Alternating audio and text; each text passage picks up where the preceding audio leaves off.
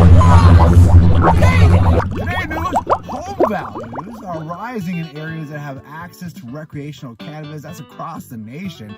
Homes that are in areas that have access to legal cannabis, they're saying sell for 20% more than homes that don't. They've looked at data from a number of different places, and it seems to be across the board. There aren't places that do have recreational cannabis that has been a negative impact on home values. In fact, the home values have increased in those cannabis-laden areas. Also news, Ned Lamont's Connecticut has rolled out their cannabis program, but it's full of restrictions.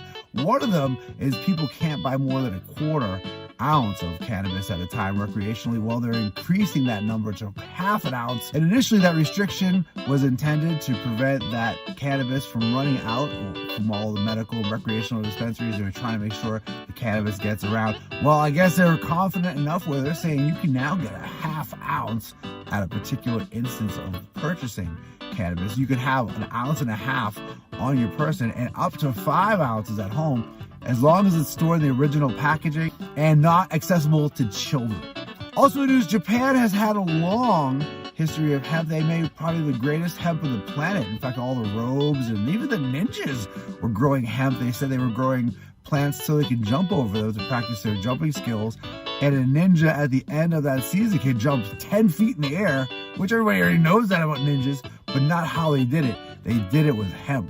There's folks in Japan now who are trying to get that hemp industry growing. Unfortunately, Japan is very restrictive toward cannabis. In fact, it's always illegal in Japan. You can't have medical access. There isn't recreational access.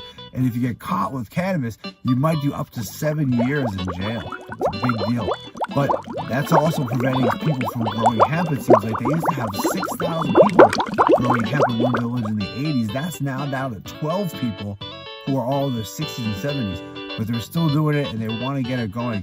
They know that hemp is the answer for a lot of the problems that Japan's facing.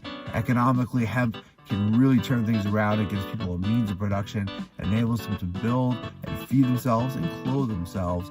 The war against hemp has been a huge problem for humans and humanity and the earth. And because of the prohibition of hemp, we are in the sad state of affairs where we are, covered in plastic and eating poison. Thanks for watching The Lost Daily.